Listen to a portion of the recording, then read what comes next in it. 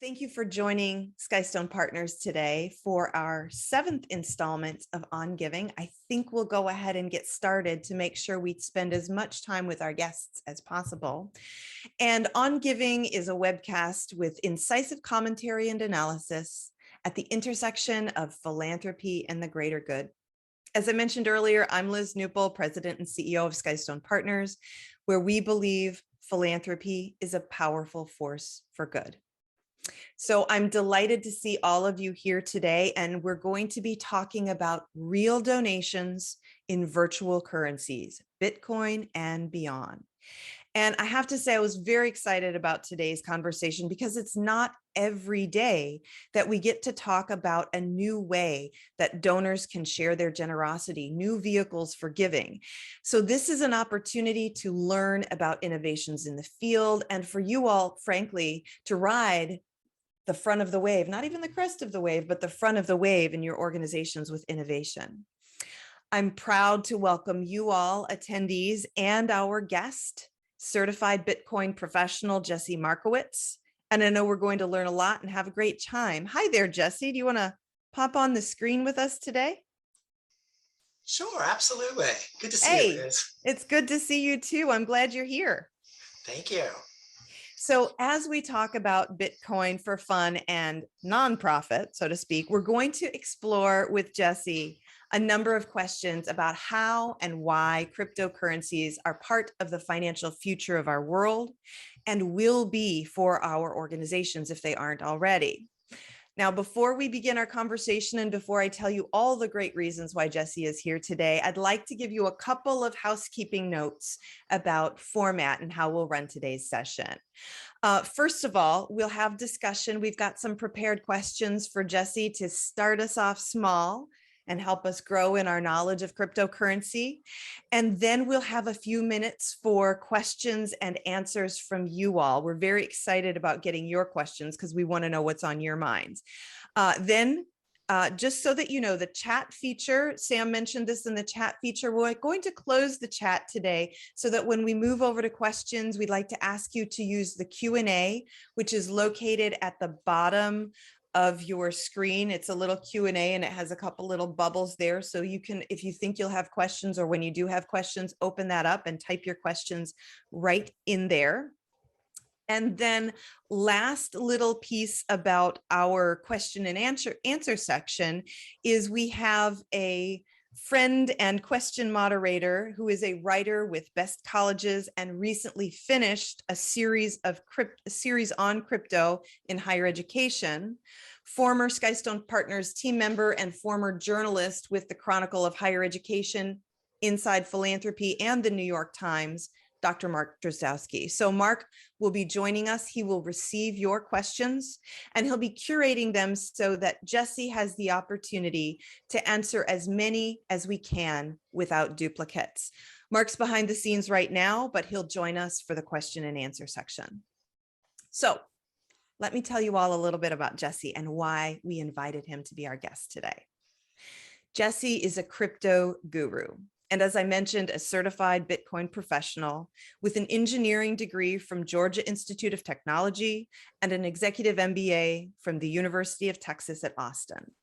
He's been a computer enthusiast and programmer for over 35 years. And if you don't know why that's important to today's conversation, you will find out shortly. And he started slowly with Bitcoin in 2012. By 2017, he was back in just to buy, and as he says, to hold on for dear life. And then by 2020, he was trading actively with staking, mining, and liquidity pools. He's not a Bitcoin millionaire yet, but is well on his way. So a couple more notes. Jesse has consulted with nonprofit organizations and been a guest on Money Radio, and most recently on Florida Man Network. He knows a lot about cryptocurrencies and how to advise organizations and people on how to begin to handle cryptocurrency donations. But there are a couple of things to keep in mind. First of all, he's not a CPA, nor is he an attorney. He is not Satoshi Nakamoto, nor is he Nostradamus, and he can't predict the future of Bitcoin or other crypto technologies. The reason for this talk, a quick reminder, is to discuss some of the basics of crypto, and to give you enough understanding about why cryptocurrencies are important to us, to professionals in philanthropy, and how we might begin to accept them. Also, if you are inspired enough to begin investing in cryptocurrencies yourself, remember to be fashionable. And what does that mean? It means Dior, but Dior with a Y. Always DYOR, do your own research. So without further ado, I'd like to say real donations and virtual currencies can be intimidating. So we're here to break it down and raise your understanding of what it all means. So Jesse, my friend, we're going to dive into crypto, but before we do that, I'd like to begin our conversation the way we begin all of our On Giving conversations, which is, from your perspective, what does a philanthropist look like? I know growing up, I always thought philanthropists were really just wealthy people who donated buildings to schools and museums. And I thought that was it. That was it. Today, I think much more about the people who volunteer at the local food bank, teach reading in the community. And I think big donations are important, but we can each make a difference too. And that's really more my focus today. Oh, great. I love that. And I love that sort of broad definition of philanthropist. It includes everybody. Donations of time, talent, and crypto treasure. Exactly.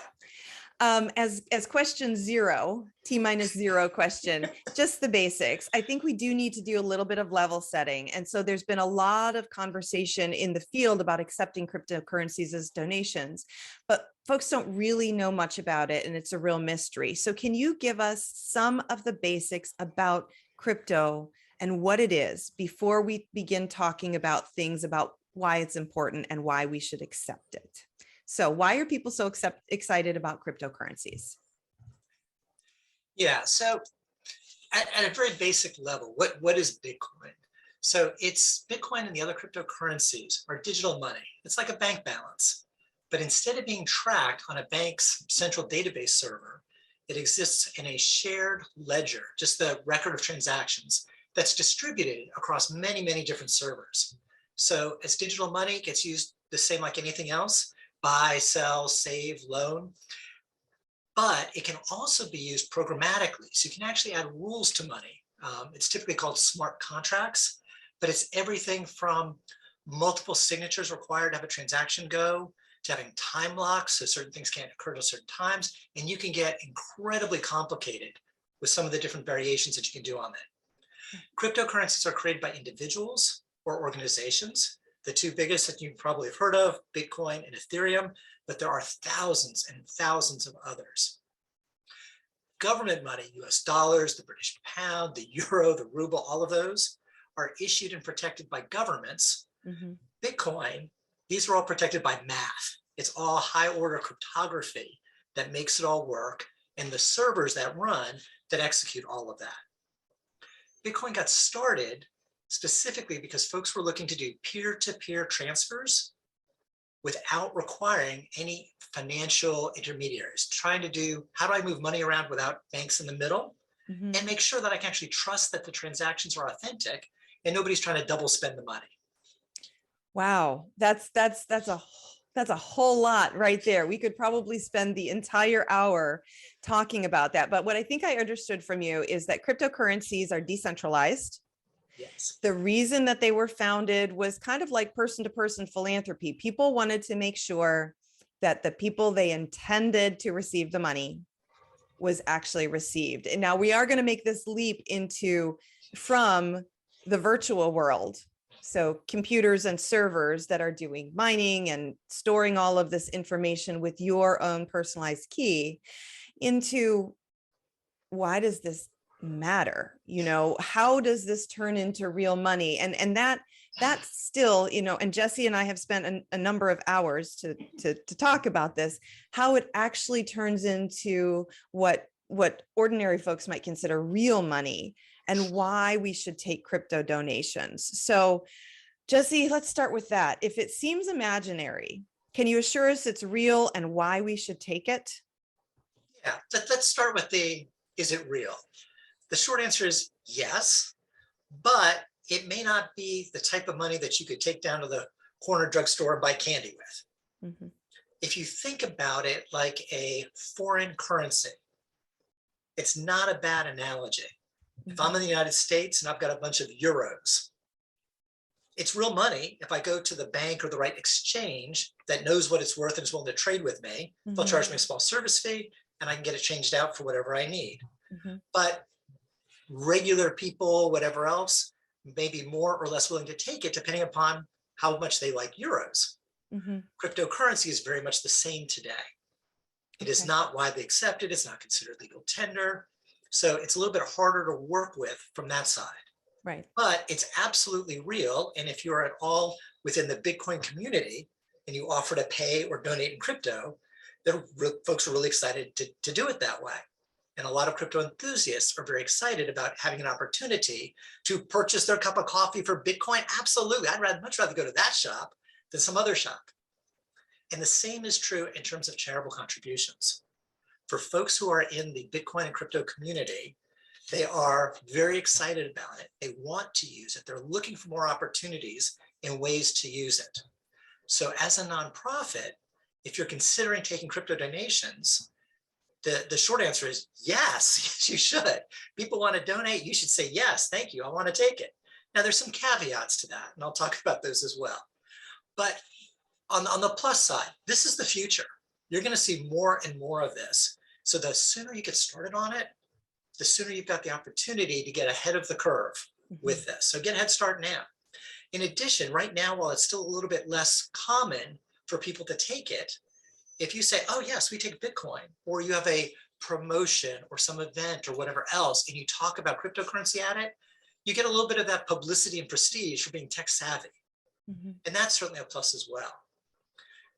The other piece on this is, for a lot of donors, a number of them are facing some pretty significant tax bills. Right. So somebody who got into crypto who bought Bitcoin in 2012, 2015, whatever it was, and they're looking at potentially a very large run up in that crypto.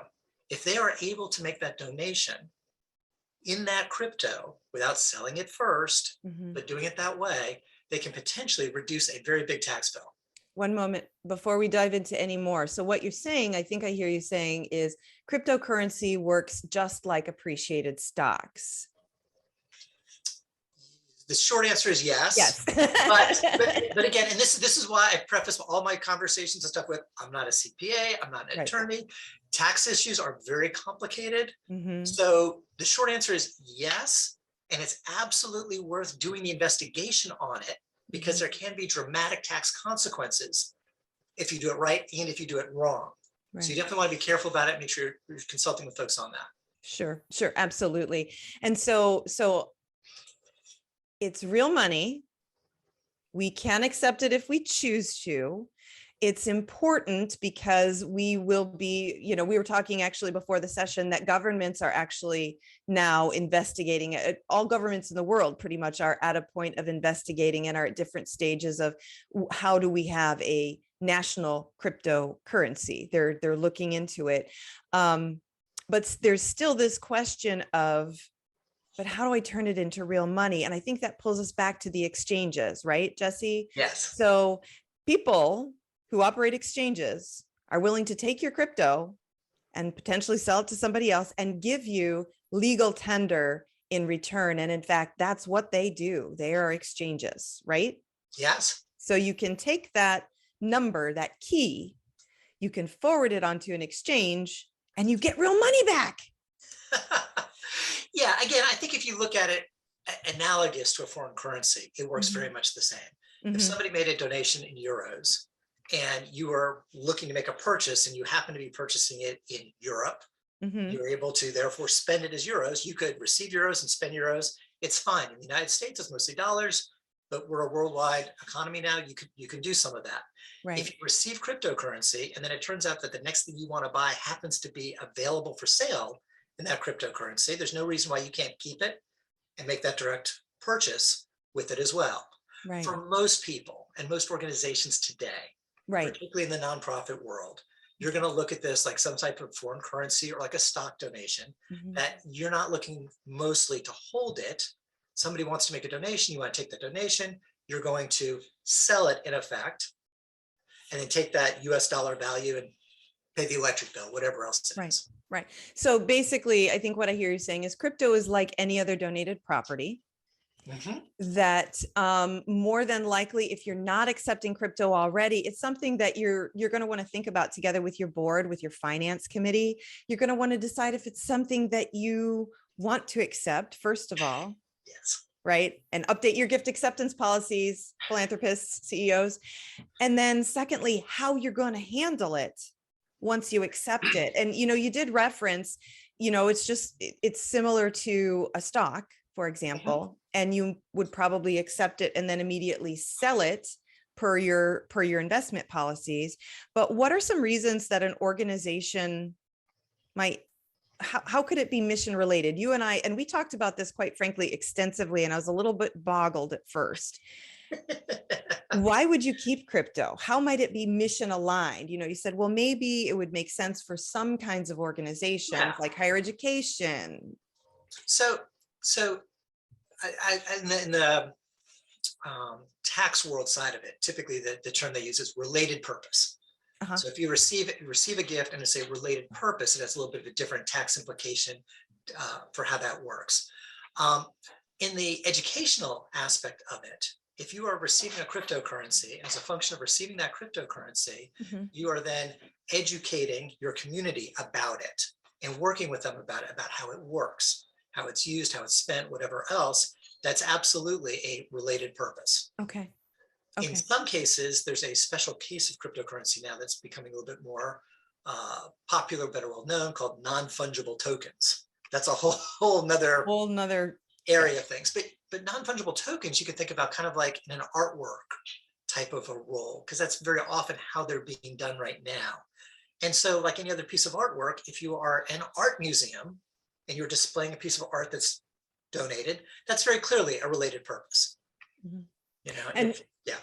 And so when you started talking about the non-fungible tokens, I wanted to go all the way back to your and my first conversation, because ladies and gentlemen, Jesse said perhaps we should have a couple of sessions on what crypto is before we have this session in front of people, so that we're sure that Liz can ask intelligent questions. And he actually insisted on, I think, 4 sessions rather than 2, because I was an absolute beginner with this stuff. But you said to me, the thing about crypto is that it's fungible, which means every Bitcoin could be exchanged for any other Bitcoin. And somebody gives you a $20 bill, you don't really care which $20 bill they give you. It's $20 is $20. It's fungible. It's all transferable. It's all exchangeable. Right. And then the NFTs are non-fungible tokens, which is how you referenced, maybe their artwork or something. And I have advice on NFTs right now. Just here's my advice. Don't take them, because I don't understand them. No, but that's what you're talking about with artwork. It's a one of a kind. If you think of NFTs like baseball cards, well, this baseball card, that baseball card, they're all baseball cards, but they're not fungible. The Mickey Mantle rookie year card is very different than whatever else it is now, Right, yeah. Right. Okay. And so handling those would be kind of a very different way than you would handle your fungible cryptocurrencies. And even within the fungible cryptocurrencies, as you mentioned before, gift acceptance policy, it's really, really critical, because if somebody wanted to give you a donation in some South American currency that you've never heard of before, that I've never heard of before, you're probably going to be somewhat reluctant to take it, because you get that. What are you going to do with it? Right. You can't go to your local bank branch for that to exchange it. You'd have to find somebody who'd be willing to turn that into real money for you. You'd have to figure out, how do I value it? There's a whole bunch of questions.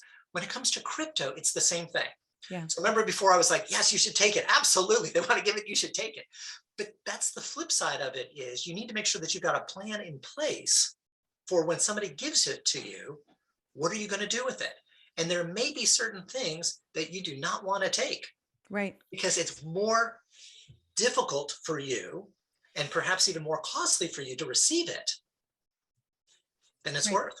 Yeah. Right. Exactly. I've had to specifically write in rural areas for our clients, we will accept mineral rights. We will not accept livestock, right? Anything that, Yes. anything you have to pay Yes. to maintain, unless it's directly mission related. So I have two questions. They're kind of related, and we've touched on them a little bit, but the two questions that are kind of related are, how do you receive cryptocurrencies? And when you get it, you've said, sell it, but what do you do? What happens? What do you do with it? And, where does it go? All right. So let's take it from a standpoint of how do you receive crypto? Mhm. Basically, what you're going to provide to donors is an address.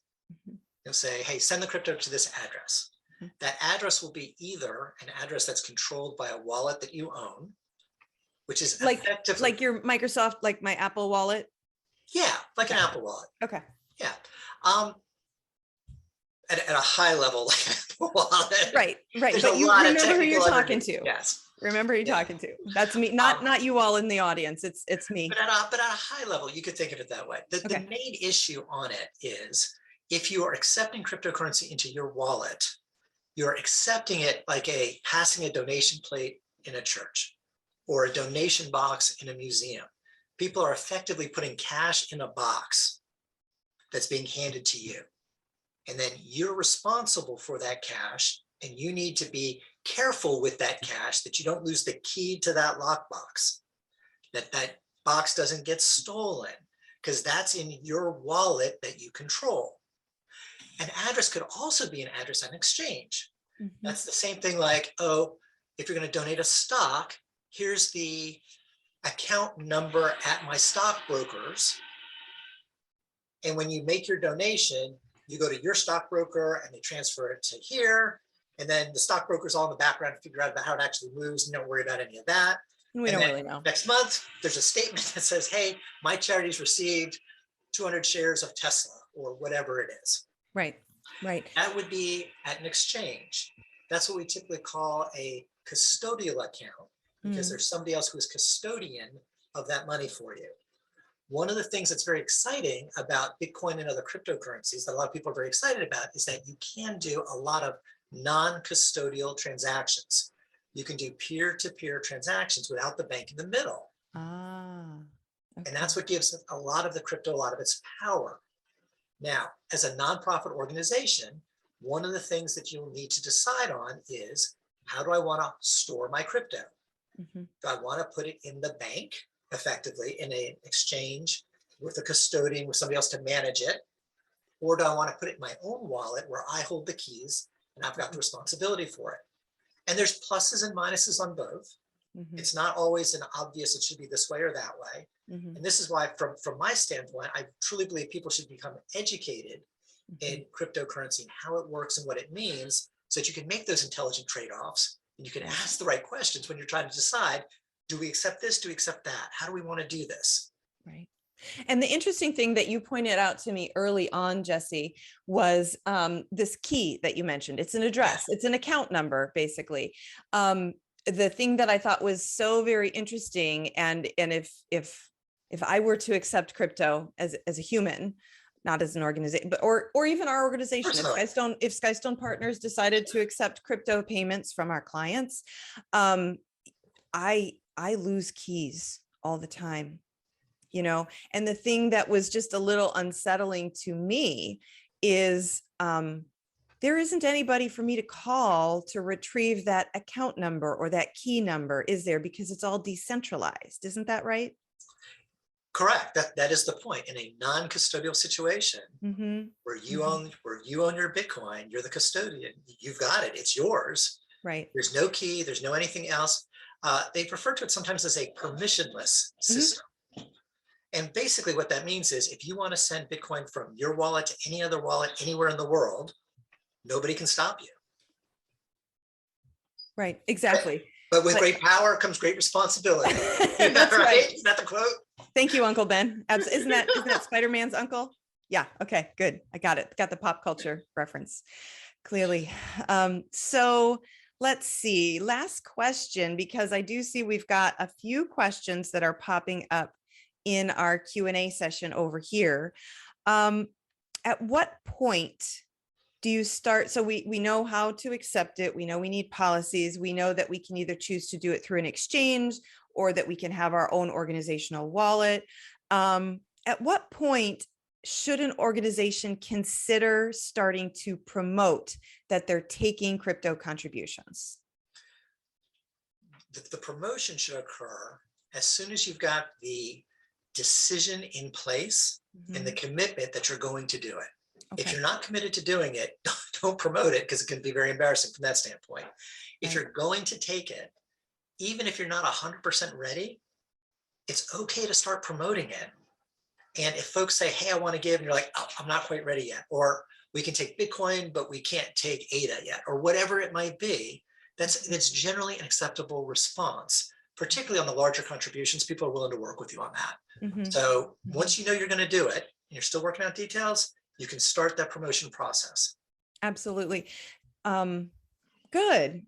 Good. That's helpful. That's helpful. So people will be forgiving. And I think what I also hear you saying is those folks who have the big dollars in crypto, or they have the big cryptos, or they have the big coins. What do you call it? Just coins?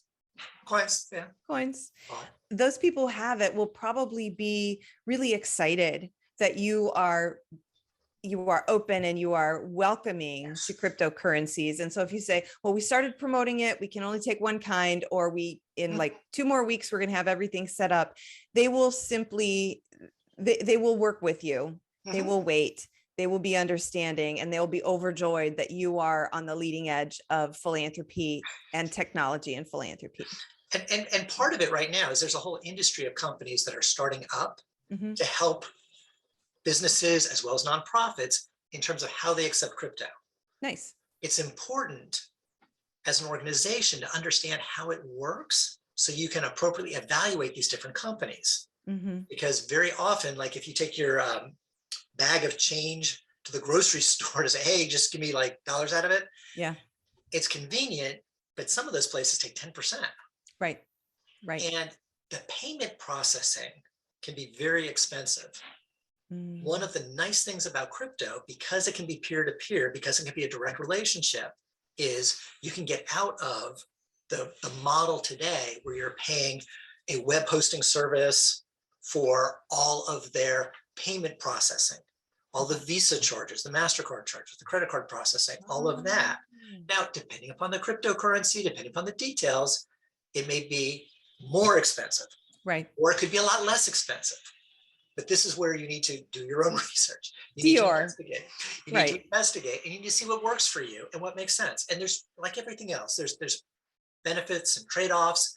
And from my perspective, it's important that people understand enough that they're not making mistakes that could be easily avoided. Yeah, absolutely. Absolutely. And we have, as I mentioned, we've got some questions rolling in here. So Dr. Mark Drozdowski, would you like to join us for the question and answer section? Mark has been behind the scenes curating our questions. And so would you like to go camera on? Here we go, Mark. Hi. Here we are. Nice to see you. Hi, Liz. Hi, Jesse. Hello, Hi. everyone. Thanks for your questions. They are starting to come in fast and furious now. I was a little worried at first, but here they come. So here they come. That's right. So anyway, let's start off with Jeff, who asks, if a fraction of a cryptocurrency is donated, how does the key work? He says the recipient organization receives a key to access the cryptocurrency, he assumes, but what about the key to the rest of the crypto that's left over for the donor? That's a great question. There's a lot of hand waving and very high level in terms of our conversation here. There's a lot more detail that goes underneath. The short answer on it is each chunk of money that you get has its own key associated with it. So if somebody makes a contribution and it's 0.001 Bitcoin, when you receive that, that will have a key associated with it. So you'll be good to go with that. You don't have to worry about getting partial and how that all matches up. Great. Excellent. So basically you break it off of your other crypto, and when you break it off your other crypto and you give it to somebody else, it gets its own key. Yeah, Yeah. yes. Yes, Liz, roll your eyes. That's fine. Again, the technical cryptographic, how it gets broken out and everything else is a lot more complicated. And I actually, in my consulting side, I spend a lot of time explaining that to people because there's, again, nuances matter. Mhm. When you're trying to understand how it all works and the details of it, yes. From the Yes. big picture, the wallet software, the exchanges, they abstract that all the way. They make it easy. So you can think about it like a total balance, and you don't have to worry about how much I have in each of the different unspent transaction outputs. Yeah. Good question. Thank you. Great.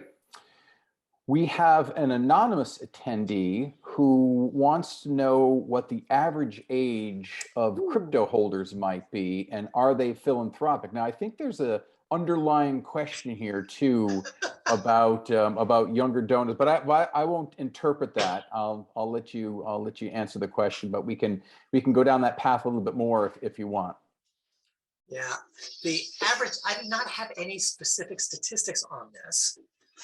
And it's a little tricky because a particular address that holds Bitcoins or other cryptocurrencies is not necessarily associated with a person. It's just an address on the blockchain, an address on the ledger.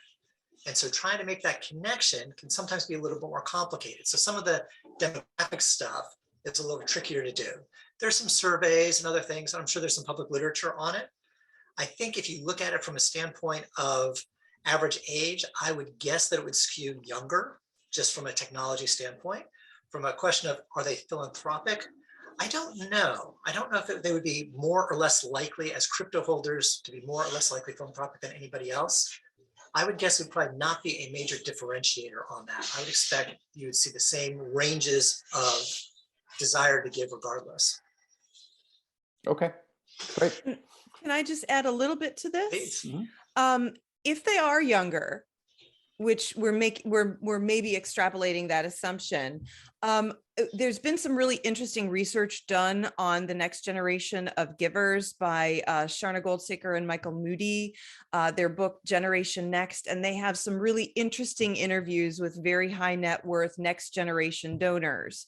And so I'd like to point you all, we'll send that in the follow-up later on, but there's some interesting research about younger donors and their habits and trends. So back over to you, Mark and Jesse. Okay, next question. Todd asks, does each type of cryptocurrency require a separate setup? For example, Ethereum is one setup and Bitcoin is another separate setup compared to one brokerage account where we accept stock donations. Perfect question. Very good. From a standpoint of crypto, the short answer is they do not require different setups. When you create a exchange account, like your brokerage account, they're going to accept a number of cryptocurrencies. So if it's Bitcoin and Ethereum and any of the other major cryptocurrencies, you'll set up your account once and you'll be good to go with that. So it will be a single setup. Now, just like you may not be able to accept a stock that's traded on a Chinese exchange in your US-based brokerage account, you may find that out of the tens of thousands of different cryptocurrencies, your account does not accept all 10,000 of them. It may only accept the top 250 or something along those lines. So again, this gets back to gift acceptance policy. Make sure you have your process, understand what's going on with this so that you're not accepting something that you then get stuck with and you don't know what to do with it from there. For individual wallets, there are wallets that are specific to the different cryptocurrencies, but there are also multi-coin wallets that again accept a wide range of currencies. So again, you've got options there. For most of the major cryptos, there are wallets that will take all of them and you'll be fine with that. So again, a single setup for most. Cool. That's good news. Great. Good news.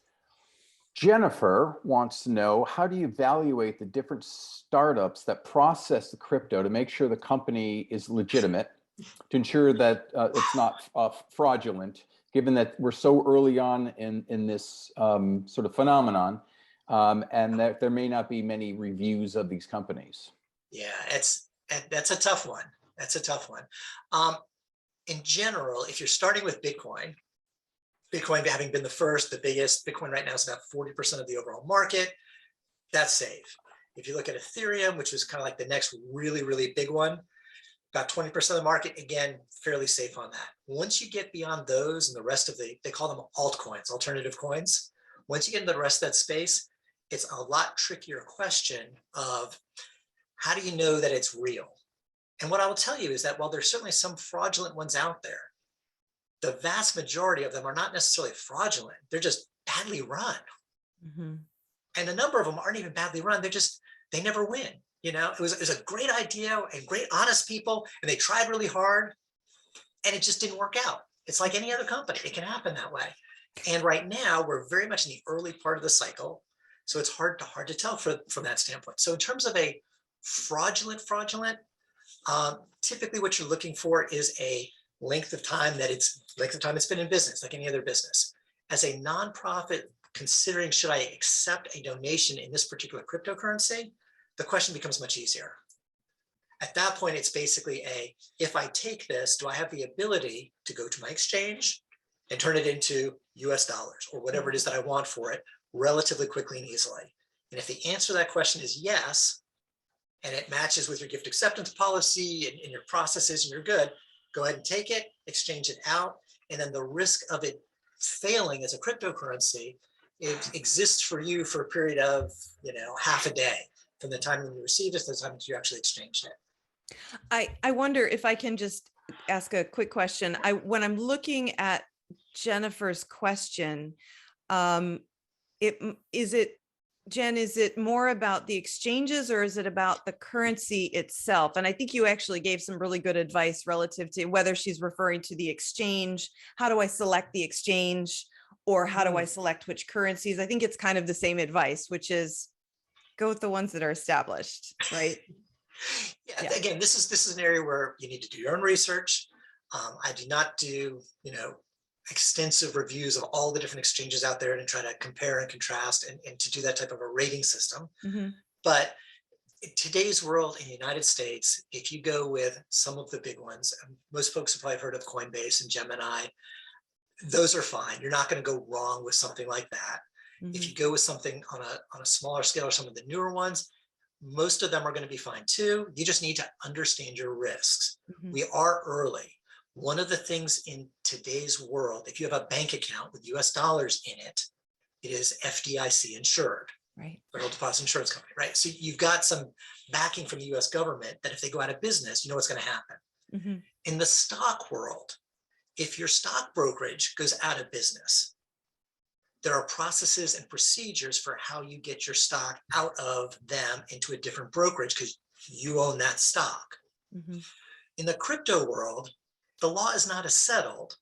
How all that works is a little bit, there's a relatively clear set of what the rules should be, but how they actually work out, we're still early.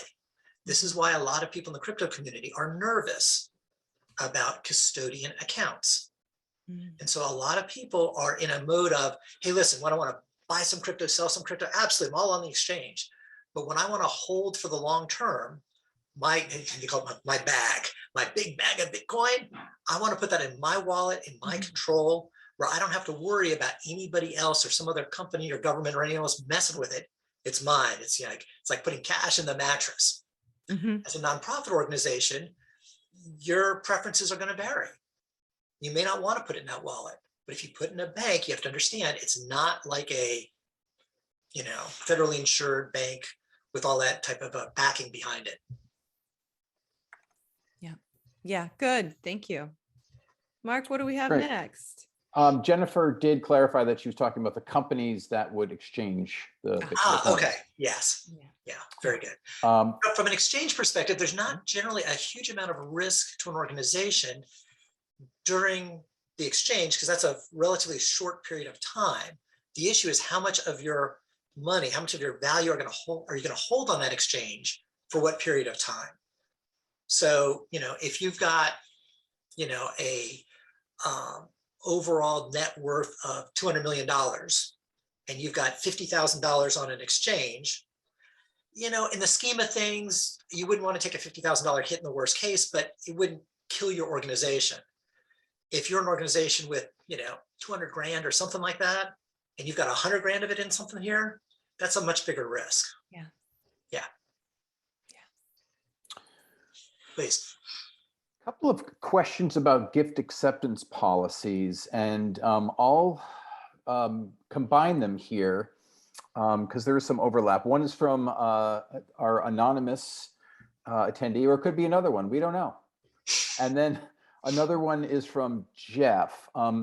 Anonymous says, thinking about gift acceptance policy and the recent focus on where donors are earning their wealth, particularly the controversial ones, the Sackler family and the opioids, war in candors and tear gas at the Whitney Museum as examples, how can organizations understand where their donors' crypto comes from?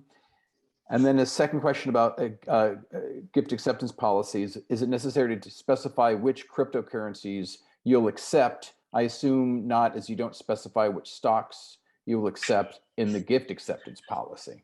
So let me answer the second one first, because that's an easier question to answer. Yes, you should absolutely specify which cryptocurrencies you accept. And Liz, you probably know more on this than I do, but I would guess in your gift acceptance policy, you should have some limitations as to what stocks you're willing to accept and not. Because Generally, generally some, but it's much broader because it's a much more established type of gift to accept. Yes. So for example, if I wanted to donate stock in a closely held corporation, that's very different than donating stock in a publicly traded organization. If I wanted to donate stock from, again, a company traded on a foreign exchange, that's very different than a domestic exchange. So I think when you look at cryptocurrencies, if you think about it more as a foreign exchange type of an operation, you need to make sure that you can work with that in your gift acceptance policy. Right. I think that's really the key thing there. And I think the other question was where does the crypto come from? Did I get that right? Yeah. This is a really tough one. This is a tough one. Let's say, for the sake of argument, that on your website, you say, we take crypto donations, and you provide an address where people could send contributions to. This is kind of like having a collection plate or a donation box in your building. You have no idea who's going to put money in there. And more importantly, you can't stop anyone from putting money in there. So if somebody who is antithetical to your cause says, oh, I'm going to put the money in, they just put it in. And because it's like cash, you can't really not cash the check when you see, oh, it's from so-and-so. By the time that you see it, the transaction's done, you've already received it. The best you can hope to do at that point would be to return it, or to publicly say they gave it to us, but we didn't want it, or whatever else you're going to do in that type of public relations side.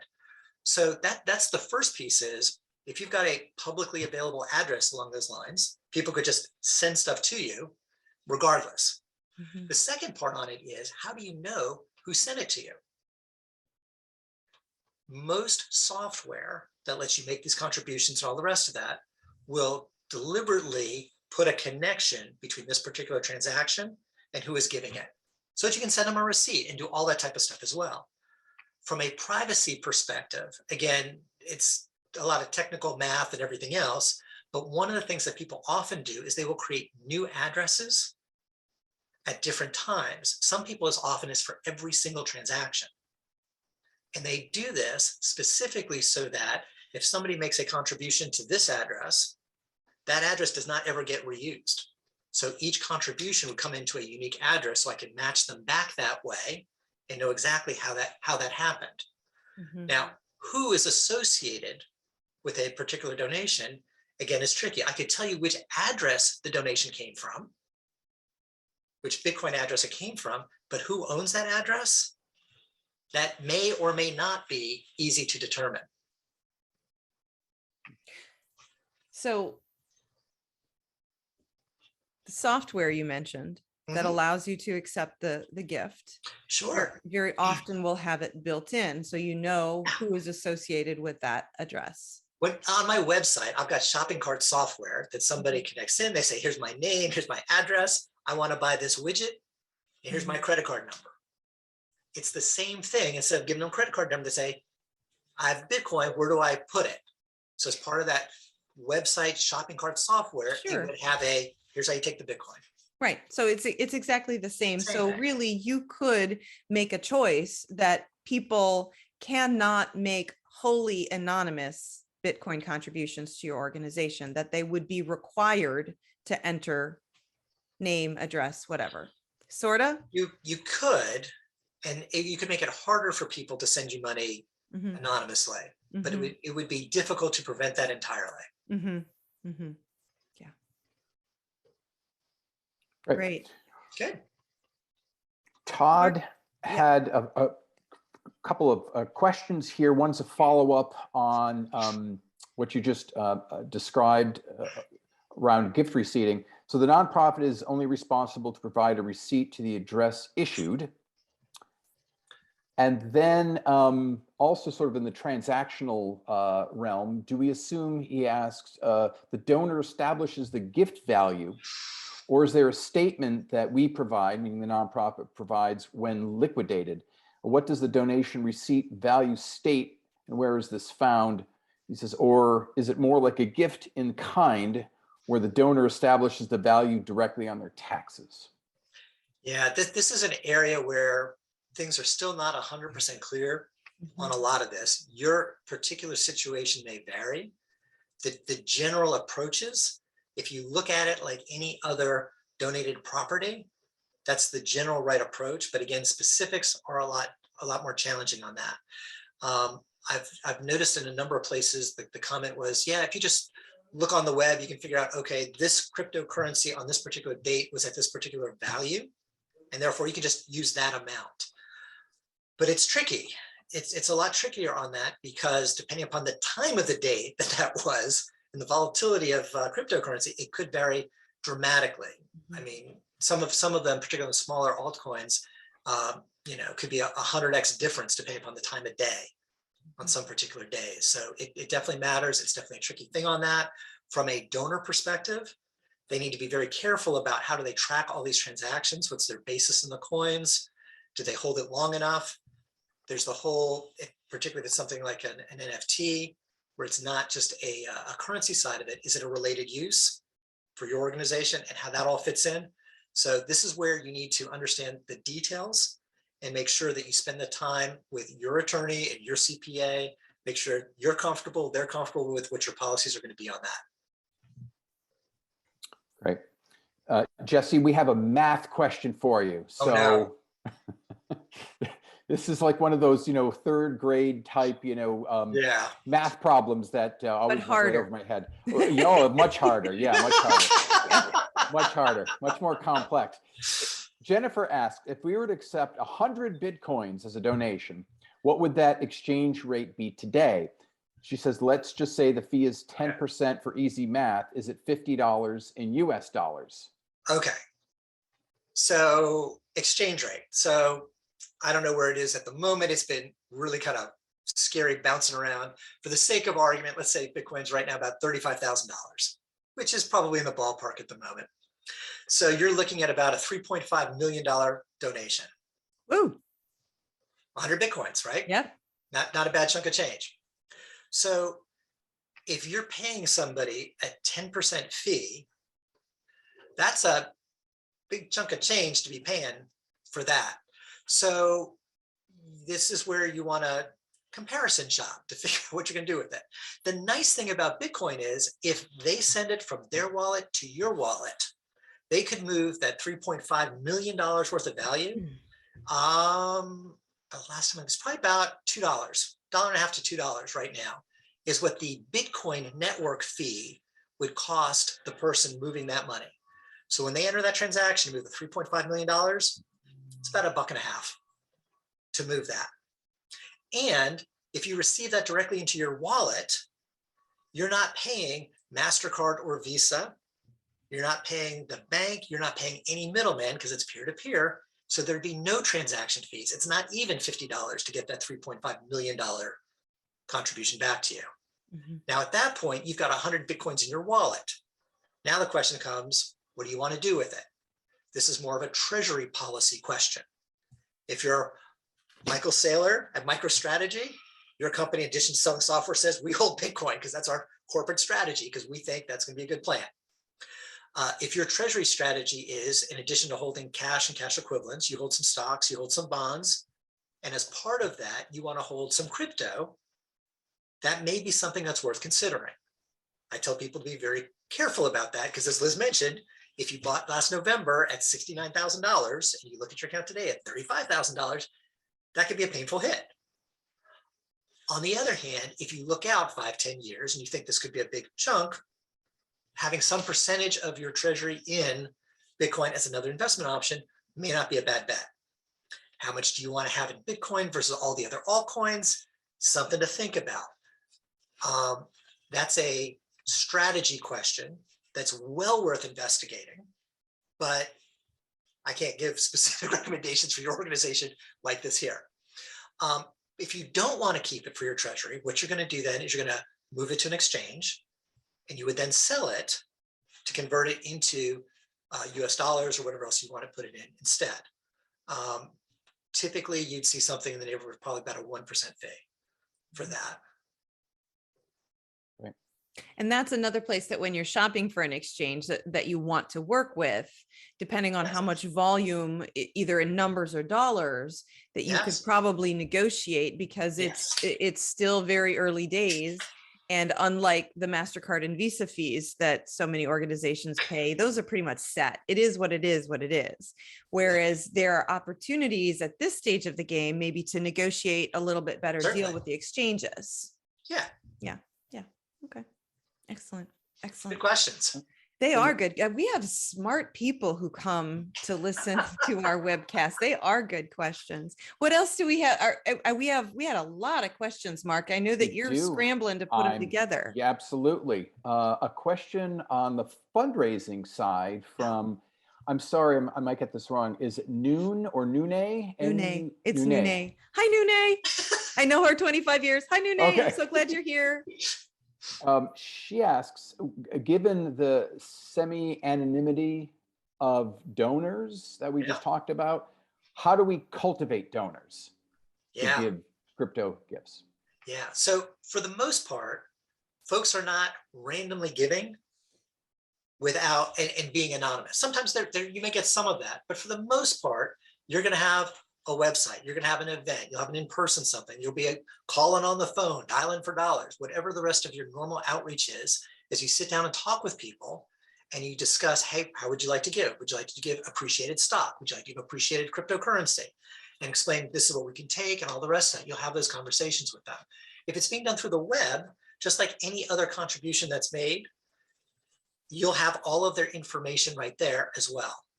The challenge with the anonymity side of it is, if someone is just sending it to you, then it becomes like they're putting cash in the donation box. And in that case, you're absolutely right. Trying to identify who that person is at that point can be challenging. So if you look at it from a standpoint of, if I've got a cash collection plate in our lobby, and somebody put in an envelope with $10,000, how would you get a hold of that person, right? Right. It's the same type of question and the same challenge there. So are you saying, and I know you don't have a magic well, you maybe do have a magic 8 ball, but you don't have a crystal ball. So are you saying that maybe crypto donors are kind of like all of the other regular donors of regular legal tender, and it would be rare that someone would seek to have total anonymity? I mean, I know when I was a development officer, one day just before the holidays, in a relatively small organization I worked in, we had a magical $25,000 show up in our stock account. Yeah. And we didn't ever find out who it was. And it was a wonderful thing of generosity, opportunity to recognize someone, but we never knew. I think you will see the same in crypto that you do in the rest of the world, that there's some people who would prefer to be anonymous and will take advantage of that and do it that way. You will see that there's some people who do that just because they don't want the recognition. They don't want, I want to help your cause, but don't call me. Right. There'll be other people who may want to help your cause, but not be on record as helping your cause for various political or social reasons and conformity, and prefer to remain anonymous for that reason. Sure. One of the nice things about this cryptocurrencies is that they do have that opportunity to do so.